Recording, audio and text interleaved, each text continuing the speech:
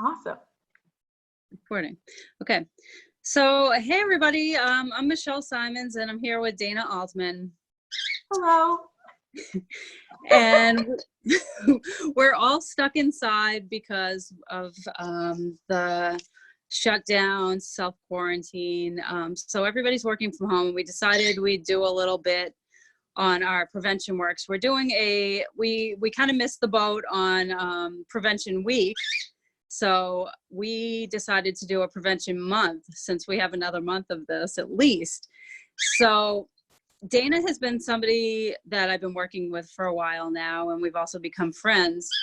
And she's a really powerful instrument when it comes to speaking out about mental health and being open and honest about it. So Dayna, I know you've been through some personal struggles of your own and definitely come through.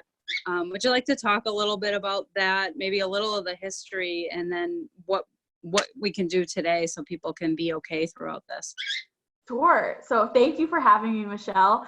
I totally agree. It's been awesome to be working with you and also be your friend. I love it. Also, I wish I was on this beach, but we just had decided to have fun with the virtual backgrounds because why not? We can't go anywhere. So, right. So I'm 27 years old. I've been struggling with my mental health probably like my whole life, but I wasn't officially treated or diagnosed with anything until I went to college. I struggled a lot with anxiety, and like later learned that a lot of the ways my anxiety manifests is in like this OCD fashion, which is not usually how people think. I think a lot of people think about OCD and like cleanliness, which is definitely something that I struggle with. So it's been interesting. Like a lot of people are like, oh, this whole like outbreak, like I know how you are about germs, like this, like welcome to my life. But for me, my OCD is more based around just like thoughts and like obsessing over certain thoughts and using different compulsions to like manage those thoughts. So for example, I guess like it's kind of surprising, but I don't know if I'm actually diagnosed with social anxiety. I think it's weird because anyone who knows me, I'm such an extrovert. I'm like, hello, how are you? But like a lot of times I will like obsess over certain like social interactions until I need some type of like compulsion. But anyway, so that's a bit about my anxiety. My story, I could go on all day about what I've been through and different obstacles I've had to overcome. But I know like something that's been very helpful for me over the years is really therapy and the relationship that I've built with my therapist, which I'm very open and honest about as well. She's truly helped me become who I am in so many ways, which I'm very grateful for. So one thing that she says is like, when we're in stress, we all regress, which I love. And I think that is probably something a lot of us are feeling, like whether you have diagnosed mental illness or not, like when we're in this collective trauma together, I think it's normal to be going back to like the basics or negative like coping mechanisms, whether that's like something around anxiety or like sleeping a lot, eating too little, eating too much. Like, I don't know. I think this is a very interesting time because it really faces us all in different ways. I think something that I've really struggled with is not being able to do anything. I mean, like, I know that being at home is like a huge thing that I'm doing, but having been so open about my mental health journey, I made a documentary, I wrote a book, I'm working on my second book right now while we're in quarantine. So not being able to like get out there and advocate the way I usually do is like really, really hard and has proven to be very difficult in a lot of ways. So sorry, I know that was like a bit all over the place, but I figured it would be an introduction to who This I is am. great. Do you have your book with you by any chance that you can kind of like flash it up on the I do. I'm gonna have to get up. Is that okay? All right, that's okay. We'll let you get up. We're improvising. All right. Great. Sing a song or something. Okay. So Dayna's getting her book right now, which is a beautiful book called Bake It Till You Make It. And she incorporates different recipes with different either friends, colleagues of hers with their personal stories. And that's the little intro. I'll let you talk about your book a little bit. Okay, awesome. Yeah, I'm surprised I didn't have it like on hand because I go everywhere with this thing. Yes, exactly. So, oh, it's weird on the beach background. Yeah, hold it really still. For some reason, yep. Okay, there we go. Awesome. So thank you, Michelle, for that introduction. I got to hear a bit of it when I was running back over here. So Bake It Till You Make It is a culmination of stories and recipes. Most of them are based around mental health challenges, while others are specifically about like physical health or like trauma, grief. So things that impact mental health, but maybe the person hasn't been diagnosed with like a mental illness by any means. There's also some chapters on like the benefits of baking, the art of baking. So it's really, when I created this book, I wanted anyone to come from any life circumstance or whatever they were dealing with to like pick it up and feel seen, feel supported. And so that's why I created something that's like so diverse and broad, because I really wanted it to cover a lot of the human experience. So I think that was really important to me when I created it. I think one thing that is confusing to a lot of people, people always ask me like, oh, like what's your favorite thing to bake or cook? And I'm not like a baker by any means or like a cook. I saw food as a way to bring about conversation around a topic that's like really, really challenging for a lot of people. We've come a long way in destigmatizing mental illness and mental health. I mean, but there's still a long way to go, and there's still a lot of people who are uncomfortable talking about it. But if we think about food and like sharing recipes and sharing stories over like a meal or cooking together, there's something that's very innate about talking and sharing stories. So that's kind of where I came up with the idea. And I have like subsequently become inspired by all the people who contributed to the book, which has been really special. And now I'm working on my second book. So this book is called Bake It Till You Make It. And then my second book is called Baking It and Still Figuring Out How to Make It. And it's my memoir about how I am still finding myself. I mean, I am young, like I understand that, but I have experienced a lot. So I really wanted to bring that to light. So the way I decided to structure that book is in like a recipe format. So every like step in the recipe is like a new chapter of my life. So continuing with like the brand and the legacy that I've built.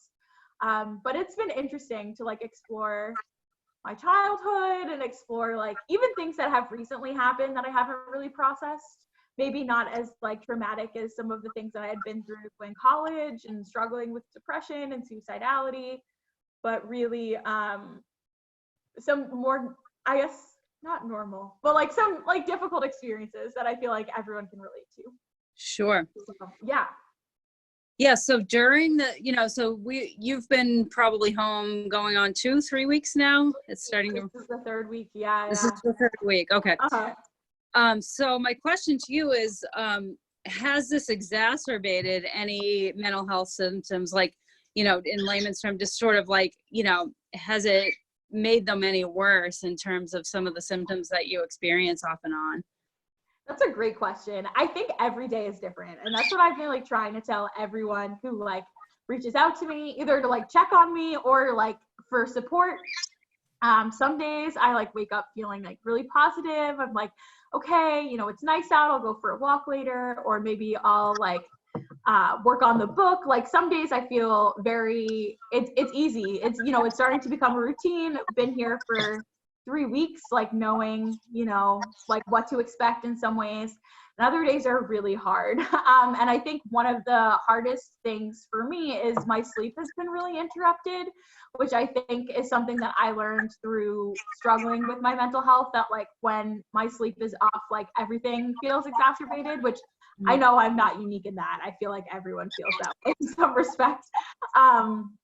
So that's been difficult. I think the best thing that I've done in terms of when I start to feel like super anxious or like more, I feel like less anxiety, more just like depressed and like kind of apathetic at times, because it's hard to like think about like the future when it's like who knows how long this is gonna like last. So I think the most helpful things have been like letting myself feel those emotions, like as like cheesy as that sounds. Like I think my instinct is to like, and I think probably a lot of people, it's like push it away, like no, I'm not feeling that, like this is, or like judging it, like I shouldn't feel this way, this is silly.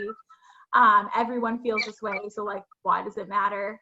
And really just like being like, okay, like this is how I'm feeling today, and like it's not gonna last forever, and I have a lot of support in place, like therapists, but also friends, family. But yeah, I think anyone who struggled with their mental health before, this is going to exacerbate things. Or if you haven't, this is probably an introduction to some of the anxiety that a lot of us feel. Right, right. Well, it's funny. I saw something posted today, and it was more related to people in recovery, but recovery from mental health, addiction, like, recovery is recovery. It means we have learned some coping skills. Yeah. And have supports in place, right? So there's a piece of me that feels like we might have a little edge on this because at least we're used to asking for help.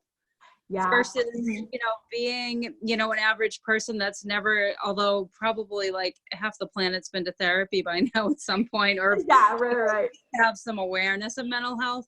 But, for somebody that's, had to like have been in a place that feels pretty low and have had the ability to reach out for help, do you think you're actually maybe more in a position now to help others that have never experienced this, that maybe are experiencing symptoms now, because there's sort of no distractions to keep people away or keep people out of their own? Right. Yeah. I mean, I think that is definitely something that I've been trying to do. I have like an Instagram and Facebook page for the book. So I've been trying to like share any type of wisdom when I feel like it comes to me. But it has been hard. I mean, I totally agree with you. Like, I do think that having learned coping skills to deal with my own struggles with like OCD and depression has helped me in a very backwards, really cool way right now. But yeah, I agree. So I do think, so I have that, which is awesome. But I think that it's really hard for people to feel connected right now, like even with Zoom and like I don't know, like being able to like talk to friends and like FaceTime. It is amazing that we're in this position now that like we have all this technology. Like, of course, like it's never a good time to be in a pandemic, but like it is interesting that, we are more connected. We are able to be more connected than ever. Yes. But I think that loneliness really sets in. So that's kind of what I'm aiming to do, is to try and like help people feel less alone, whether it's like by validating their emotions, that everything they're feeling is like legitimate. Yeah. But it has been hard. I also, I know we're both Jewish, and like Passover is like my favorite holiday, and it's weird to like be about like a week a week or two away from Passover and like not be doing something, which like feels really weird. Like I know there's like, and I'm not even that religious, like don't at all, but I love Passover. It's just like a time. Last time I celebrated Passover. Okay, yeah. No, I mean, honestly, Michelle, like same, but it's more just like the idea of like a forced pause, like family coming together, like people around the table, and like not being able to do that. I think I've seen and heard a lot of people being like, oh yeah, this is like a time to reflect and pause, but it's hard to do that when you're alone. So I think that's been difficult. Yeah, definitely. So we're going to be doing, I just wanted to tell our viewers, yes. We're going to do many more of these. We're going to have quite a few different interviews. We're going to offer tips and offer different suggestions. If you were to give our Prevention Werks Facebook viewers and whoever else like hopefully gets to see this, sort of like if somebody is feeling that low point, feeling that depression, or that feeling like, what's the point? I don't even have to get out of bed. Like, what can somebody do that maybe doesn't have, let's say, a therapist or somebody, a direct connection to somebody? What could they do? Yeah, that's a great question. So something that's been really helpful for me is to establish a routine. Like, even as horrible as sometimes I feel like when my alarm goes off at 7 a.m., especially like on the weekends, I'm like, what am I doing to myself? But like establishing some type of routine is like the best thing that I could suggest for anyone right now. And it doesn't even have to like an exercise routine or like a cleaning routine, like getting up. And like something my therapist always tells me is like, even you can like, and make your bed, like you can lie on top of your bed, but like make it, like you can't Yeah. get back in. Which I think is just like, at this point, like survival is like, you know, is important. And like, that's okay. That if like you're only getting out of bed just to lie on top of it, I mean, that's fine. That's like a step in the right direction. Yeah. So I think establishing a routine, and also like not judging how you're doing. That's been something that's been so hard for me. I'm always like, well, I like took a walk yesterday, or like I cleaned yesterday. Like, why am I not doing that today? Really like being gentle with yourself, which is like so hard. And then the last thing I would just add is that like, if you haven't been to therapy before or counseling, like there are a lot of people offering like either like free consultations or like reduced fee sessions, because we know that so many people are out of work.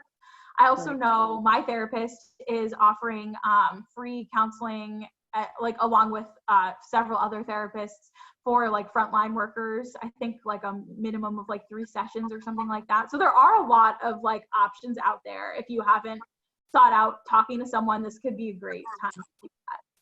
Right. And that's an amazing, what a beautiful thing that your therapist is doing. She's the best. Yeah. Yeah. Yeah. So over at Bridgewell, we've been doing quite a bit of online therapy as well. Okay. Trying to keep up with all the people that have been coming there. So that's a great suggestion. Going online, I think Psychology Today is a pretty good website. I think where people can look. And any of their local agencies. So around Lynn, I know we have, Bridgewell, where I work for, Leahy Behavioral Health, Lynn Community Behavioral Health, South Bay Mental Health, Elliott Community Health are all around the Lynn area, and we can put some of those up online. And I think most of them are running telehealth at this point. So great. Oh, awesome. Yeah. So Dayna, thank you. Suggestion. Oh yeah. Sorry. So one of my friends created a website called zencare.co. So not .com, .co. It's like a similar vibe to Psychology Today, but it has a lot of videos of therapists. So especially if you're going to be seeing someone just like telehealth wise, like through FaceTime or Zoom, it can be nice to like see like how they act, like, or like just like their sense of the way that they're interacting just like to a camera, I guess, which is kind of cool. So it gives you a better feel for somebody. Yeah, exactly. Especially if you can't go and meet them in person for the first time. So I would definitely suggest that as well. But yeah, Psychology Today has like so many great therapists, and it's awesome to know about all the resources in Lynn. So thank you. So yeah, okay, now we can finish. I'm sorry. No, that's great. I'm glad. I'm going to actually like to look that up and post that on the website as well. Awesome. Great. So always nice to talk to you. Always. Hopefully this video came out okay, and please forgive us for any mistakes that we may have made. And more to come on Prevention Weeks from Prevention Werks. Thank you, Dayna. Thank you so much. Bye.